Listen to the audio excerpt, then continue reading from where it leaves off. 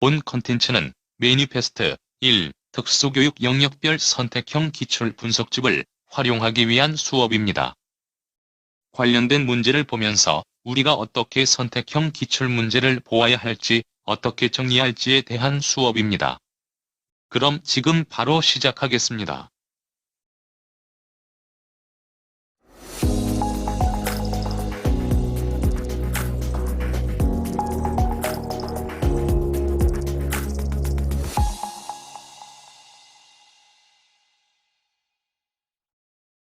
자, 이제는 12번째 챕터인 자폐성 장애와 교육 기출문제를 보도록 하겠습니다. 이 자폐 같은 경우에도 요즘에 나오는 내용과 좀 다른 내용들이 좀 상당히 많이 나와요. 좀 쉽게. 자, 일단 첫 번째, 두 번째 섹션인 자폐성 장애 특성의 주요 특성이 이런 내용들이 나오죠. 자, 다음은 자폐성 장애 학생의 일반적인 특성과 이에 대한 교수 전략을 설명한 것이다. 적절한 교수 전략이 아닌 것은 이렇게 돼 있죠. 자, 일반 특성에 상동적이고 반복적인 동작을 한다. 뭐 우리가 알고 있는 상동행동, 의식행동 이런 걸 얘기하는가 봐요. 자, 의미 없이 보이는 상동행동이라도 행동의 기능이나 원인이 무엇인지 먼저 파악해서 접근한다. 네, 예전에는 상동행동은 기능 없이 반복적으로 하는 행동을 했지만 요즘에는 기능이 있다고 얘기하죠. 그래서 이 기능을 파악하라고 얘기했습니다. 그 기능 같은 경우는 책에 따라 다르지만 한 4가지로 이제 언급이 됩니다. 뭐 그런 거 썼잖아요. 각성 상태 증가, 뭐 스트레스 감소 이런 것들 썼죠. 그런 내용들을 좀 기억하시면 좋을 것 같고, 두 번째, 시각적인 정보 처리에 강점을 보인다. 네, 시각적 학습자라고 얘기했죠. 그러니까 어떻게 한다고? 복잡한 내용을 설명할 때는 마인드맵을 활용한다 이렇게 언급을 합니다. 그리고 세 번째, 정해진 규칙이나 순서나 규칙에 집착하거나 변화에 매우 민감하다 이렇게 얘기를 하고요. 갑작스러운 일에도 잘 정하도록 자주 예기치 않는 상황을 만들어준다 이렇게 돼 있죠. 자, 일단 이렇게 되면 이 문제가 좀 문제인데, 무슨 문제냐면, 자, 정해진 규칙이나 순서에 집착하거나 변화에 민감하다. 그래서 뭘 한다고? 구조화를 합니다. 보통 시간의 구조화를 한다고 하죠. 이 시간의 구조화를 한다고 하면 우리가 알고 있는 일의 예측 가능성이 높아지기 때문에 불안 같은 게 감소를 해요. 그러면 학습이 잘 되겠죠. 이렇게 하면 뭐가 문제가 되냐면 구조화를 했기 때문에 소위 말해서 일반화가 잘 안 됩니다. 그래서 이 일반화를 없애기 위해서 구조한 상태에서 조금씩 행동을 바꿔나가야 돼요. 그렇게 함으로써 여기 나와 있는 갑작스러운 일이 있어도 잘 정하도록 자주 예기치 않는 상황을 만들어줄 수가 있어요. 그래서 이 같은 경우는 A, B, C 이런 단계를 거쳐야 되지만 B가 없기 때문에 A, C라고 없기 때문에 지금 3번은 틀린 내용이 되고 따라서 정답이 되는 겁니다. 그러니까 원래 우리가 알고 있는 시간의 구조 맨 마지막에는 이렇게 갑작스러운 일에도 잘 적응하도록 예기치 않은 상황을 만들어주라는 내용도 나옵니다. 근데 방금 얘기했지만 시간의 구조와 관련된 내용이 없기 때문에 지금 3번은 틀린 내용이 되죠. 그리고 4번, 사회적 관습이나 규칙에 대한 이해하는데 어려움을 보인다. 자, 상황 이해, 그리고 다른 사람의 이해를 잘 못하잖아요. 사회적인 상황이나 문제를 해결해주는 간단한 상황 이해를 활용한다. 맞는 내용이 되죠. 그리고 5. 제한된 범위의 관심 영역에 지나치게 집중하거나 특별한 행동을 보이는 흥미를 보이는 행동을 한다.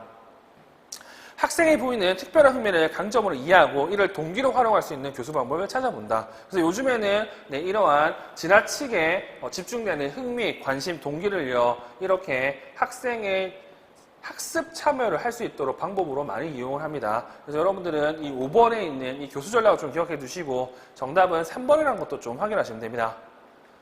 자, 그리고 2번 인지적 결함이죠. 우리가 알고 있는 자폐의 인지적 결함은 3가지를 얘기합니다. 첫 번째 실행 결함, 실행 기능 결함, 두 번째 중앙 응집 능력의 결함, 세 번째 마음 이해의 결함 이렇게 얘기를 하죠.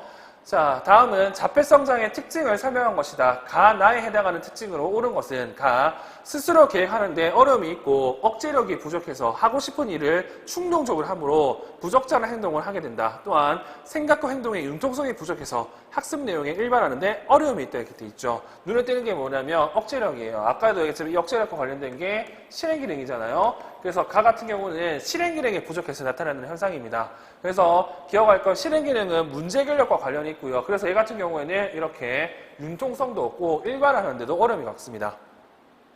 그리고 정보 처리 방식이 상향식이어서 임의로 주변 환경에 의미를 부여함으로 인해서 의미 있는 환경을 받아들이는 데 어려움이 겪는다. 따라서 사소하거나 중요하지 않는 일에 사로잡히게 된다. 우리가 알고 있는 일반적으로 세상을 볼 때, 일반적으로 정보 처리를 할 때 이렇게 주변의미를 합해서 중심의미를 만들어요. 근데 자폐들 같은 경우는 그런 거 하지 않고 어떻게 한다고? 네, 그냥 주변의미만 관심을 두죠. 이걸 뭐라고 한다고? 중앙응집 능력의 결함이라고 얘기를 합니다. 그래서 중앙응집 능력의 결함이 있을 때는 여기 나오는 것처럼 네, 중요하지 않은 일에 엄청 변화에 민감하고 그리고 중요하지 않는 일에 집착하게 되죠. 그래서 정답은 1번이 됩니다. 그리고 DSM-5에 우리가 알고 있는 자폐 진단 준거의 B의 네 번째가 이상 감각과 관련된 내용이잖아요. 그 내용이 지금 이렇게 감각적 정보 처리 결함이라는 용어로 사용해서 설명하기도 합니다. 이게 우리가 알고 있는 D의 감각 처리 모델과도 관련이 있다고 생각하시면 되겠죠. 자, 그리고 세 번째. 다음은 수학 시간에 문장으로 된 문제 해결에 어려움을 보이는 아스퍼거 장애. 지금은 이런 표현을 안 쓰죠. 학생과 일반 학급 교사의 대화이다. 이 학생의 특성과 그에 따른 지도 방법으로 옳은 것을 보기에서 모두 고른 것. 자, 그러면 교사 민규야 2133 더하기 4217은 뭐지? 바로 대답하면 6357. 다시 말해서 네 자리 더하기 네 자리를 그렇게 암산을 하는 거죠. 자, 그렇지. 정말 빠르구나. 문장으로 된 문제를 보여주면 이 문제를 소리 내어 읽어보겠니? 자, 영어관에 사람들이 영화를 보러 왔습니다. 금요일에 영화를 보는 사람들은 2133명, 토요일에 영화를 보는 사람은 4217명입니다. 금요일과 토요일에 영화를 보러 온 사람들은 모두 몇 명입니까? 잘 읽어서 어떻게 풀면 될까? 모르겠어요. 근데 중요한 건 지금 이 숫자들을 보시면 아시겠지만요. 이 숫자들이 얘가 바로 안산했던 숫자와 동일한 숫자입니다. 다시 말해서 얘 그냥 일반적 문제는 풀지만 문장적 문제는 잘 못 푼다고 확인할 수가 있죠. 자, 그러면 먼저 금요일에 온 사람이 몇 명이지라고 얘기했고 금요일이라고 물어보는데 이렇게 쓸데없는 얘기를 물어보죠. 11월 4일인가요? 11월 10일인가요? 이렇게. 자, 그래서 보기 내용을 보면 기읍 민규는 기계적 암산력이 부족하기 때문에 문장으로 된 연산세 문제를 푸는데 기본적인 어려움이 있다. 아니죠. 얘 암기력 엄청 좋아요. 근데 문장을 해석하지 못하기 때문에 문장제 문제를 잘 못 풉니다. 니은 중요하지 않는 정보에 집중하는 민규의 특성을 고려해서 문제의 핵심어를 진하게 표시해서 제기한다. 지금 얘 같은 경우에는 금요일날 온 사람이 중요한데 이 금요일이 언젠지를 집착하고 있잖아요. 그래서 필요한 내용에 정확한 내용에 이렇게 집중할 수 있도록 이렇게 문제 핵심에 진하게 표시하는 방법 쓰면 좋을 것 같아요. 그리고 디귿 문장으로 된 문제의 해결 능력을 향상하기 위해서 학생이 문제 유형에 맞는 도식을 사용하도록 제시한다. 이게 우리가 알고 있는 시각적 표상화 전략이죠. 뭐 문장제 어려움이 있는 학생에게 시각적 표상화 전략을 사용하는 건 당연히 좋은 내용이겠네요. 그리고 리을 문장으로 된 문제풀이 과정에서 연산의 기본 원리를 잘못 파악하고 있으므로 직접 교수를 이용해서 덧셈의 기본 원리를 먼저 이해하도록 한다. 알다시피 얘 덧셈 잘합니다. 네 자리도 하기 네 자리도 암산을 하기 때문에 뭐 기본 원리 당연히 알겠지. 그래서 굳이 이거 할 필요가 없다는 거죠. 그리고 미음 아스퍼거 장애 학생에 보이는 전형적인 생각의 원리상의 결함을 보여주는 예이므로 시간 지연 전략을 사용할 수 있다 이렇게 돼 있죠. 자, 이거 같은 경우에는 이게 해석하기에 따라서 이제 다른데 일단 지금 얘 같은 경우에는 말 그대로 뭐의 문제라고 문장제를 제대로 읽고 해석하지 못하는 거예요. 근데 이거를 생각의 원리로 본다는 것도 이상하고 그리고 이 생각의 원리, 다시 말해서 마음 이론의 결함이 있을 때 여기 시간 지연 전략을 사용한다는 내용도 이상하죠. 왜? 우리가 알고 있는 생각의 원리 마음 이론 같은 경우에는 이게 안 좋았을 때 뭘 할 수 있다고요? 상황 이야기나 연재만한 대로 제시할 수 있잖아요. 그런 의미에서 지금 미음 같은 경우는 틀린 내용이 됩니다. 그래서 미음과 관련해가지고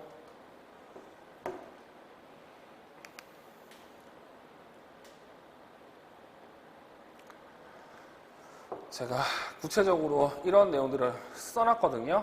그래서 이 내용들을 한번 여러분들이 기억하시면 될 것 같습니다. 자, 그리고 다음 문제. 자, 4번 문제고요. 이거 교수를 위한 맥락 만들기라고 했는데 지금 이 문제 같은 경우는 소위 말해서 서답형에 여기 나와 있는 이 교수 전략 내용을 참고해서 쓸만한 내용들이 꽤 있습니다.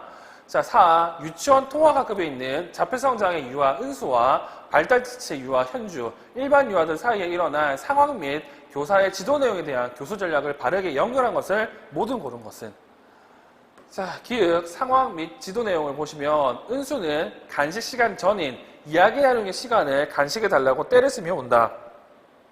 그래 일용패를 제시해주고 이야기 나누기 시간이 시작되면 모래시계를 거꾸로 세워놓는다. 이게 우리가 알고 있는 학생의 예측 가능성을 높이기 위해서 할 수 있는 시간의 구조와 시간의 구조 확립하기의 구체적인 내용들이죠. 그래서 지금 교수 전략 시간의 구조와 맞게 됩니다.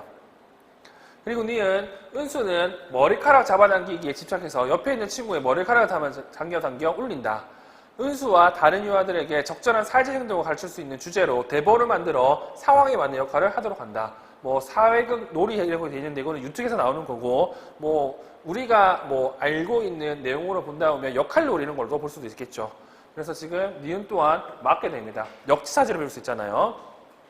디귿, 현주는 또래 친구들이 바깥놀이를 위해 외톨이 있는데 혼자 돌아다니고 있다. 바깥놀이를 나갈 때 현주에게 친구들이 옷 입는 것을 보고 따라하게 한다. 이거 과제 분석이라고 하는데 이거 누가 보더라도 모델링이죠. 뭐 또래를 이용해서 지도하는 뭐 또래 모델링을 볼 수도 있겠습니다. 그래서 디귿 또한 틀린 내용이 되죠. 그리고 리을, 자, 유아들이 율동 시간에 침을 흘리는 현주와 손을 잡으려 하지 않는다. 자, 친구로부터 소외당하는 내용의 비디오를 보여주고 반성적 이야기 통해 현주를 이해하도록 한다. 이렇게 돼 있죠. 자, 이거 공동행동 일과라고 했는데 우리가 알고 있는 이런 형태 같은 경우는 전형적으로 뭐다? 장애 이해교육 형태입니다. 학생이 그와 관련해서 이러한 거 보여주고 이거를 이해할 수 있도록 만들어주는 거. 그래서 이거는 공동행동 일과가 아니라는 사실을 기억하시고 따라서 정답은 기읍과 니은인 1번이 된다는 것 정도 확인할 수가 있습니다. 그래서 여러분들은 여기 이 교수 전략으로 이 시간의 구조화를 얘기한다는 사실을 잘 기억하시면 될 것 같아요. 자, 그리고 5번 문제. 만 5세 발달지체 유아 인애는 주변의 사물 이름을 묻는 지적적인 질문에 대해 대부분 반응을 보이고 지시에 따라 물건을 가질 수 있으며 과일 장난감을 좋아하지만 장난감 정리에는 어려움이 있다. 다음은 손교사가 인애에게 장난감 처리하기를 지도하는 과정이다. 손교사가 사용한 교수 전략은, 자, 상황, 자유선택 활동 시간이 끝나고 장난감을 정리하라는 교사 지시에 따라 또래들이 장난감을 정리하고 있지만 인애는 가지고 놀던 과일 장난감을 정리하지 않고 그대로 두고 있다. 교사, 인애야, 사과 장난감 가져올래? 사과 장난감을 주워서 교사에 준다. 그래, 잘했어. 바나나 장난감을 가져올래? 바나나 장난감을 주워서 교사에 준다. 와, 바나나 장난감도 잘 가져왔네. 오렌지 장난감도 가져올래? 오렌지 장난감을 찾아서 교사에게 준다. 자, 오렌지 장난감을 가져왔네. 아주 잘했어. 자, 이제 바구니에 과일 장난감 넣는 것을 도와줄래? 바구니에 과일 장난감을 넣는다. 장난감 정리 아주 잘했어. 지금 보면 학생이 좋아하는 거 이렇게 사과 그리고 바나나 그리고 오렌지 장난감을 가져도 시키고 그 할 때마다 뭐 했냐면 이렇게 뭘 했다고요? 네, 칭찬을 해줬습니다. 우리가 알고 있는 강화를 준 거죠.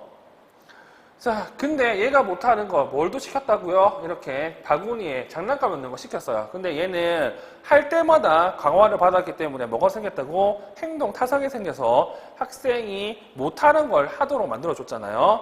그래서 이거를 뭐라고 한다? 네, 우리가 알고 있는 고학률 절차라고 한다. 이 고학률 절차 같은 경우는 여러 군데에서 이게 나오지만 일단 자폐 학생의 과 관련해서 교수를 위한 맥락 만들기에 시간의 구조화에 여기 나와 있는 고학률 절차가 나오기 때문에 이 부분에서 이 내용을 확인해 봤습니다.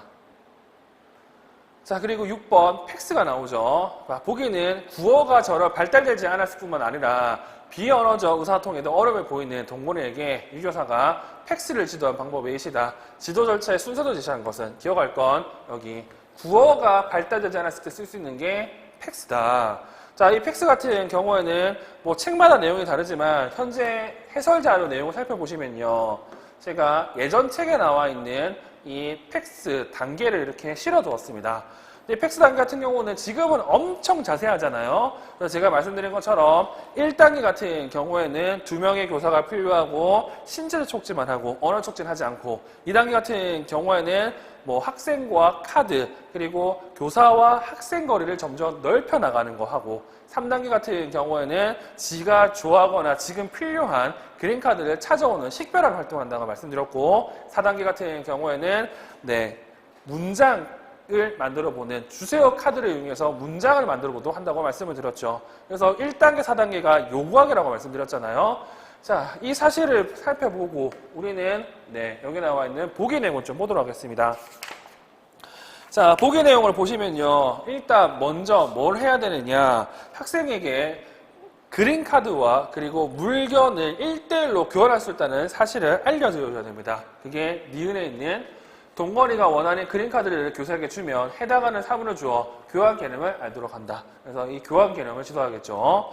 그리고 두 번째는 이렇게 내가 특별한 특별한 그린카드를 가져다 주면 특별한 물건을 받을 수 있다는 걸 알게 된다면 스스로 해봐야 되잖아요. 그거 관련해서 동건이가 자신의 의사소통판으로 가서 그린카드를 가져오면 교사에게 주어 해당하는 사물을 주어 자발적으로 교환하도록 지도한다. 자발적 교환을 시키는 겁니다. 자, 그리고 또 동건이가 선호하는 사물의 그린카드와 선호하지 않는 사물의 그린카드 중 선호하는 것을 식별하도록 지도한다. 지금 필요하거나 정말 좋아하는 걸 찾아오는 카드 식별하는 걸 가르치겠죠. 그 다음에는 이걸 이용해서 뭐 한다고요? 문장으로 만들어 보는 걸 합니다. 그래서 니은, 리을, 디귿, 기역인 2번이 정답이 된다는 걸 확인할 수가 있죠. 지금 보는 것처럼 예전에는 이렇게 절차를 순서를 쓰라고 했습니다. 근데 여기까지는 저는 이해가 돼요. 근데 이거를 빈칸 뚫어서 채운다는 거는 저는 아직도 이해가 안 됩니다. 왜 굳이 여기까지 해야 될까? 자, 그리고 7번 문제죠. 자, 7번 문제 같은 경우는 우영교수 내용이고요. 다음 대화를 읽고 물음에 답하시라고 되어 있습니다. 일단 문제에 어머니들의 말에 나타난 각 유형의 의사소통 특성을 고려할 때 지호와 연주에게 적절한 언어교수법과 그 적용 이유가 바르게 연결된 거 이렇게 되어 있죠. 자, 김 교사, 오늘은 두 분 어머니께 자녀의 의사소통 발달을 위해 가정에서 하실 수 있는 방법에 대해 알려드리려고 합니다. 의사소통 발달을 돕기 위해 먼저 환경에 구조하는 것이 필요합니다. 자, 환경의 구조화. 자, 환경의 구조하는 것이 어떤 것이 있을까요? 저도 그게 궁금합니다. 예를 들어 기억. 이 기억은 다른 문제 출제되어 있는 내용이고요. 자, 그렇군요. 지호는 몇 개의 단어를 말해보라고 시키면 할 수 있지만 정작 그 단어를 사용해야 하는 장소에서 지호가 먼저 말하지 않아요. 이 문제를 해결할 수 있는 방법이 없을까요? 자, 연주는 발화가 되지 않고 갖고 싶은 것을 달라고 하지 못하니까 무조건 울어버려요. 어떻게 해야 될까요? 이와 관련된 중재를 찾아봐야 되는데, 자, 일단 학생이 말은 어느 정도 할 수 있다고 합니다. 근데 스스로 안 한다고 해요. 이때 쓸 수 있는 게 우리가 알고 있는 뭐가 있다? 여기 나와 있는 언어교수법 중에서는 여기 우영교수가 있습니다. 이 우영교수 같은 경우는 자발적 구어 표현 향상에 효과적이므로라는 표현이 되어 있죠. 즉, 할 수는 있으나 이거 스스로 하지 못하기 때문에 이걸 향상시키는 것을 이렇게 얘기를 한 거고, 그리고 연주 같은 경우에도 말은 못하니까 계속 울어버리다고 얘기를 합니다. 그러면 내가 말을 못해서 어떻게 된다고? 말 대신 다른 방법으로 의사소통을 할 수밖에 없잖아요. 그렇게 봤을 때 지금 여기 나와 있는 내용 중에서는 여기 팩스에 해당하는 걸 볼 수가 있죠. 팩스 같은 경우는 의사소통 의도 표현력 향상에 효과적이다. 하나도 못하니까 이걸 알려주겠다는 의미죠. 그렇게 봤을 때 정답은 2번이 되고요. 2번에서 여러분 알아야 될 건 뭐냐면 현재 우영교수는 이렇게, 팩스는 이렇게 표현하지만 결국에는 우영교수와 팩스 둘 다 목표라는 게 있습니다. 자발적 시도. 자발적 의사소통 시도를 향상시키는데 공통의 목표입니다. 그래서 얘네들 같은 경우에는 지금 보는 것처럼 이렇게 우영교수는요, 말을 할 수 있을 때 쓰는 방법이고요. 그리고 팩스 같은 경우는 말을 못했을 때 쓰는 방법입니다. 이런 차이가 있다는 것 정도 여러분들이 기억하시면 좋을 것 같네요. 자, 그리고 8번. 다음은 보람특수학교 송교사가 자폐성 장애 학생 진규를 지도한 사례이다. 지도 사례에 나타난 송교사의 지도 전략을 보기에서 고른 것 이렇게 돼 있죠. 자, 그러면 일단 보기 내용을 보도록 할게요. 간헐강화를 사용하였다. 반응 대가를 사용하였다. 일반을 고려해서 지도하였다. 기술 중심 접근을 사용하였다. 신체적 촉진을 자극을 사용하였다. 자, 그러면 학생 특성. 장난감 자동차를 좋아함. 구어를 할 수 있으나 자발적 발화가 거의 나타나지 않은. 아까도 얘기했지만 기출문제 구성상 본다고 하면 구어를 할 수가 있는데 자발적 시도가 나타나지 않아. 뭘 쓴다고? 우영교수를 쓴다고 확인할 수가 있습니다. 자, 그러면 이 우영교수 같은 경우는 우리가 알다시피 MT의 한 가지 교수 방법으로 얘기할 수도 있고요. 아니면 그냥 일반적인 의사소통, 언어지도의 한 가지 방법으로도 얘기할 수 있습니다. 자, 지도 내용을 보면 송교사는 진규 손이 닿지 않지만 볼 수 있는 선반 위에 진규가 좋아하는 장난감 자동차를 놓았다. 제가 누누이 말씀드리지만 이렇게 MT, EMT라고 생각되거나 또는 우연교수라고 생각되는 것 중에서 먼저 환경조선 전략이 나온다고 하면 이걸 어떻게 해석해야 된다고? 네, 우연교수라고 해석하는 게 훨씬 더 좋다고 얘기를 말씀드렸습니다. 자, 이렇게 환경조선 전략을 통해서 어떻게 한다고요? 학생의 흥미와 관심을 끕니다. 그리고 이렇게 얘기하죠. 자동차 주가. 이게 우리가 알고 있는 공동 관심 형성까지 된 거잖아요. 자, 이 상태에서 어떻게 한다고? 자동차 주세요라고 말을 해봐. 이거 우연교수를 한 다음에 뭘 한다고요? 요구 모델링을 한 겁니다. 그래서 이거를 요구 모델링을 해석하기보다는 여기 나와 있는 이 부분에 포커스 써가지고 우연교수를 해당하는 게 훨씬 더 낫고요. 그리고 기출문제 풀어보시면 만약에 이게 우발교수래. 만약에 이게 요구 모델링을 했다고 하면 이 부분을 안 보여주고 그냥 이렇게 보면 보여줄 거예요. 그렇기 때문에 이런 구성으로 봤을 때도 얘는 우연교수를 해석하는 게 훨씬 더 낫습니다. 자, 송교사는 어머니에게 진규가 가정에서도 장난감 자동차를 달라는 표현을 말로 할 경우에만 장난감 자동차 주라고 자세히 설명했다. 기읍, 간헐 강어를 사용하였다. 여기 간헐 강어와 관련되는 거 맨 마지막 거와 관련했죠. 송교사는 어머니에게 진규가 가정에서도 장난감 자동차를 달라는 표현을 말로 할 경우에만 장난감 자동차를 주라고 설명했다. 할 경우에만. 이거 차별강어로 볼 수도 있습니다. 간헐 강어가 아니라. 기억은 틀린 내용이 되고요. 니은 또한 보시면 알겠지만 뭘 주면 뭘 하면 뭘 뺏는 건 없잖아요. 반응될까? 없습니다. 그리고 이게 우연교수라고 한다고 당연히 이거는 일반화에 용이하죠. 왜? 우연교수의 세 가지의 장점 중에서 이 일반화가 꼭 들어가잖아요. 그 다음에 들어가는 게 방금 얘기했던 자발적 시도를 향상시킬 수 있다는 내용이 들어가고. 그래서 지금 디귿은 맞는 내용이 되고요.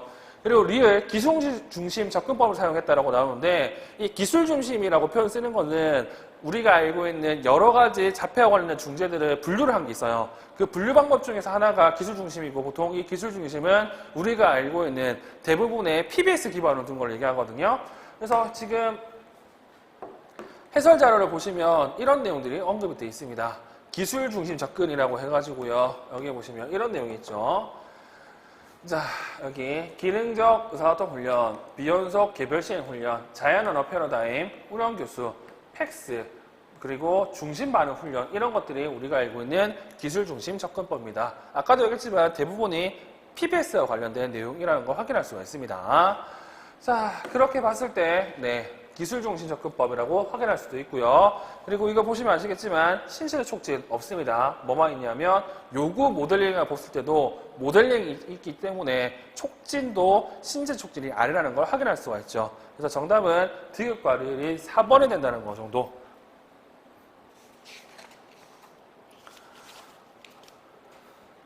자, 그리고 9번 문제를 보도록 할게요.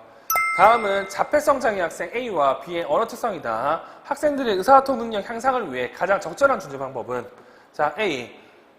일상생활에 필요한 기본적인 단어의 의미는 이해할 수 있고 일상사물 이름은 주로 한 단어, 이름으로 말할 수 있다. 그러나 자신의 관심사에만 집착하고 타인과 의사소통하는 관심이 없어서 자발적으로 언어 표현하는 시도는 드물다. 이 자발적으로 늘리는 건 아까도 얘기했지만 쓸 수 있는 게 뭐 우연교수 그리고 팩스 이런 것들이 있었잖아요.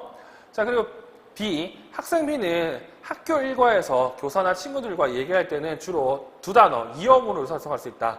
그러나 어떤 특정 활동 속에서 요구되는 상황적 언어를 논리적인 순서에 따라 말하는 데 어려움이 있다. 특히 지역사회 참여활동, 복지관 실습, 가사 실습 시간에 요구되는 상황적 언어들을 그 활동 맥락 안에서 표현하는 데 어려움이 있다. 여기서 우리가 알고 있는 키워드들이 나옵니다. 여기 상황적 언어, 그리고 뭐 여기 나와 있는 맥락.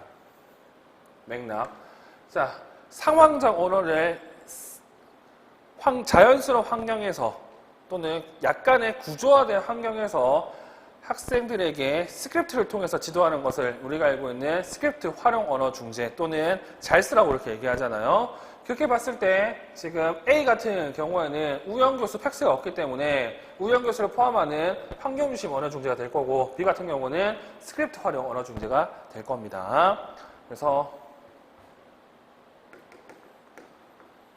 상황 맥락에서 상황 언어를 배워서 그에 따른 가장 일반적인 형태로 언어의 기능과 수행 능력을 향상시키는 스크립트 활용 언어 중재 또한 이렇게 언급됐다는 사실 또한 확인할 수가 있어요. 자, 그리고 10번 문제. 사회적 상황 이야기. 이 사회적 상황 이야기가 거의 처음으로 나왔거든요, 이때. 근데 제일 무식한 문제로 나왔습니다. 즉, 사회적 상황 이야기와 관련된 내용 중에서 얘가 제일 어려운 문제입니다. 한번 보도록 할게요. 자, 다음은 자폐성 장애 학생에게 병원에서 적절한 행동하기를 가르치기 위해 개발된 사회적 상황 이야기이다. 이 이야기에 대해 옳은 것을 보기에서 고른 것. 중요한 건 이거 병원에서 적절한 행동하기. 누가 보더라도 적절한 행동을 못하겠죠. 자, 그리고 현재 형태와 다르게요. 여 같은 경우는 제복도 따로 없고요. 그리고 분리도 안 돼 있습니다. 그래서 문제가 좀 이상해요. 자, 병원 대기실에는 의자가 있다. 자, 아파서 병원에 온 사람들은 진찰을 받기 위해 의자에 앉아 있다. 일반적으로 사람들은 아프기 때문에 의자에 앉아서 기다리고 싶어 한다. 때때로 어린아이들이 대기실에 뛰어다닌다. 어린아이들은 일반적으로 가만히 앉기 힘들기 때문에 뛰어다닐 수 있다. 나는 중학생이기 때문에 가만히 앉아서 기다릴 수 있다. 아버지는 내게 가만히 앉아서 기다릴 수 있도록 나에게 퍼즐을 주시면서 퍼즐을 맞추라고 말하실 것이다. 나는 가만히 앉아서 기다리기 위해 퍼즐을 맞출 후 아버지에게 퍼즐을 다 했다고 말할 것이다. 아버지는 내가 가만히 앉아서 퍼즐하고 있다고 하면 좋아할 것이다. 자, 이와 관련해서 보기를 보니까 기억은 지시문이고 니은은 통제문이다. 그렇게 봤을 때 이거 우리가 알고 있는 7가지의 상황 이야기와 관련된 문장 유형을 분석해 봐야 되겠네요. 자, 병원 대기실에서는 의자가 있다. 이거는 객관적인 얘기잖아요. 설명문. 자, 아파서 병원에 온 사람들은 진찰을 받기 위해 의자에 앉아 있다. 이것도 설명문. 기억. 일반적으로 사람들은 아프기 때문에 의자에 앉아서 기다리고 싶어 한다. 자, 이거 같은 경우는 싶한다. 이런 것 때문에 사람들이 이거를 조망문 이렇게 생각하는 사람 엄청 많은데, 이거는 의자에 왜 앉아 있느냐라고 설명해 주는 거잖아. 그래서 이거 같은 경우는 확정문으로 해석하는 게 훨씬 더 나아요. 때때로 어린아이들은 대기실에서 뛰어다닌다. 이거는 설명문. 그리고 뒤에 나오는 것도 어린아이들이 왜 뛰어다니는지 설명하고 있잖아. 그래서 이것 또한 확정문을 보시면 됩니다.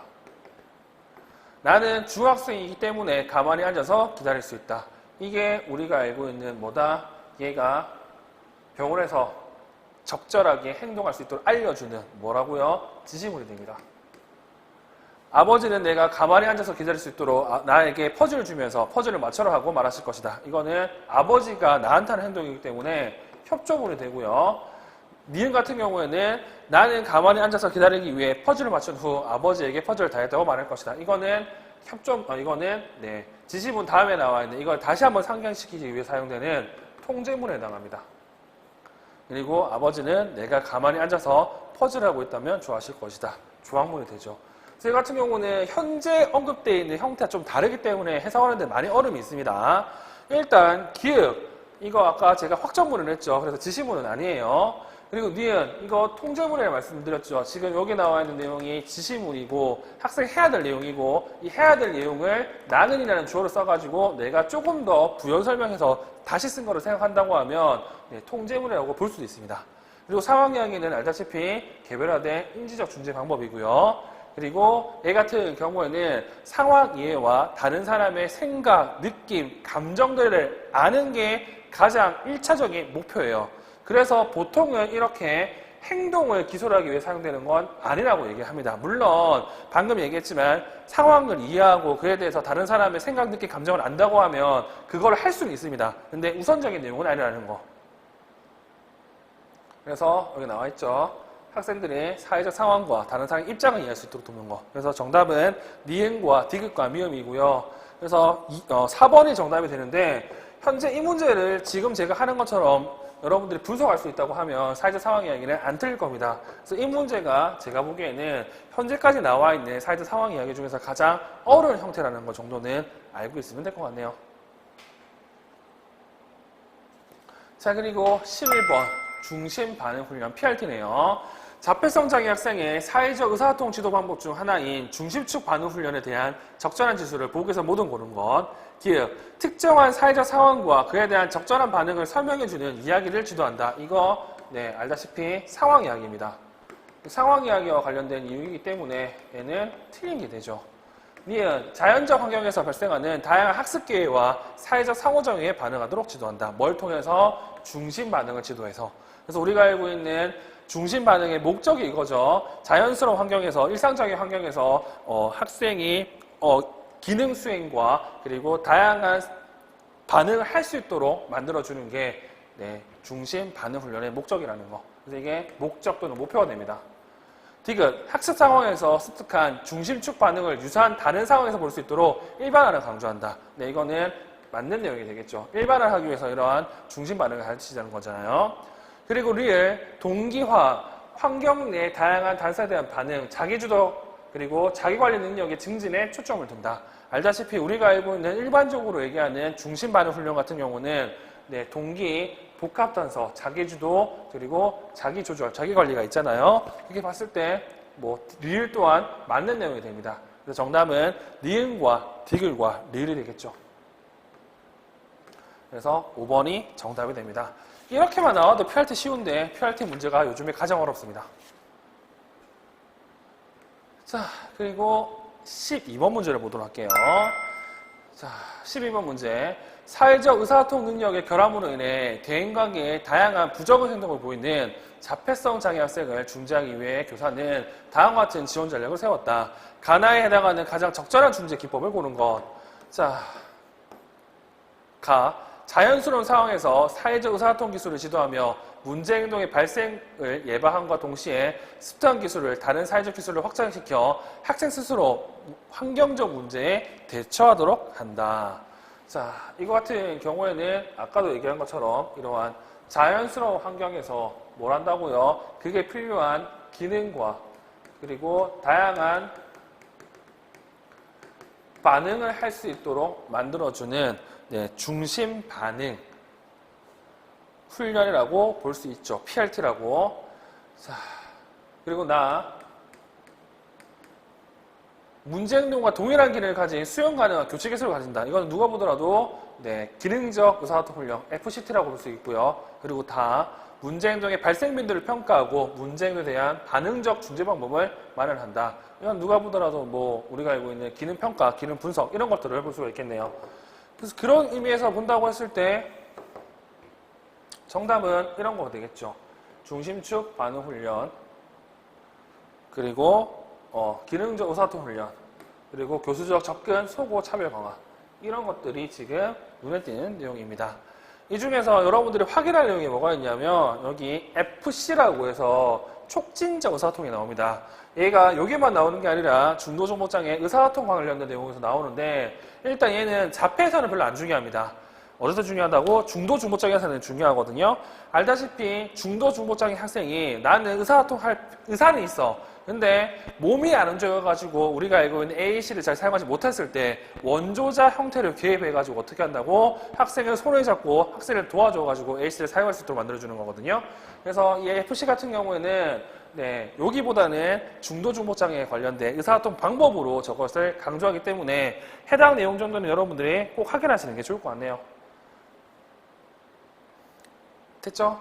그래서 지금 이 문제 같은 경우에는 PRT와 관련된 내용이기 때문에 여기 나와 있는 가 내용을 잘 기억하시면 좋을 것 같습니다. 그리고 13번 티치죠. 티치 일반적으로 구조화된 교수의 한 가지 방법을 얘기하는데 김 교사는 전공과에서 직업교육을 받고 있는 자폐성 장애 학생의 작업 환경 조정을 위해서 구조화된 교수 프로그램을 적용하고자 한다. 김 교사가 적용하려는 프로그램의 4가지 주요 요소에 해당하는 내용으로 적절하지 않는 것은 여기 4가지 주요 요소 같은 경우는 간단하게 얘기하면 물리적 구성, 그리고 시각적 일과표, 그리고 작업 시스템, 그리고 과제 구성이라고 볼 수가 있죠. 자, 먼저 1. 각각의 조립 순서를 그림으로 상세히 제시한다. 여기서 중요한 건 얘가 직업 교육을 받고 있기 때문에 뭔가를 만들 거예요. 이 뭔가를 만드는 걸 과제라고 한다고 하면 지금 여기 1번 같은 경우는 이 과제 구성과 관련된 내용으로 볼 수 있습니다. 2번 사무용 칸막이를 이용해서 별도의 작업 공간을 만들어준다. 이거 어떻게 한다고? 여기서는 일을 해야 된다는 물리적 구성에 해당하는 내용이죠. 그리고 3번 각 시간대별로 활동 계획표를 작성해 주어 다음 작업을 예측할 수 있도록 한다. 이거 시각적 일과표에 해당하는 내용이고요. 4번 일과가 끝나면 작업 내용에 대해서 토의하고 다음 날의 작업에 대해서 학생에게 설명한다. 이거는 우리가 알고 있는 티치와는 별 상관이 없는 내용입니다. 그래서 4번이 정답이 되고 5번 같은 경우에는 작업대 위에 견본 1개와 1일 작업량만큼의 부품을 올려놓고 작업대 옆 완성품을 담은 상자에 해당 작업 수당에 해당하는 액수를 적어 놓는다. 이거는 우리가 알고 있는 작업 시스템에 해당하는 내용이죠. 됐죠? 그래서 문제가 지금보다 엄청 쉽습니다. 그래서 이것 정도는 여러분들 좀 풀 수 있어야 되고요. 개인적으로 정서행동 같은 경우 개념적 모델 부분을 좀 잘 보시고 자폐 같은 경우에는 제가 보기에는 뭐 그렇게 눈에 띄는 내용은 없습니다. 그 대신 여기 10번 문제에 나와 있는 이 내용을 잘 분석하시면 좋을 것 같습니다. 그래서 오늘은 여기까지 진행하도록 할게요.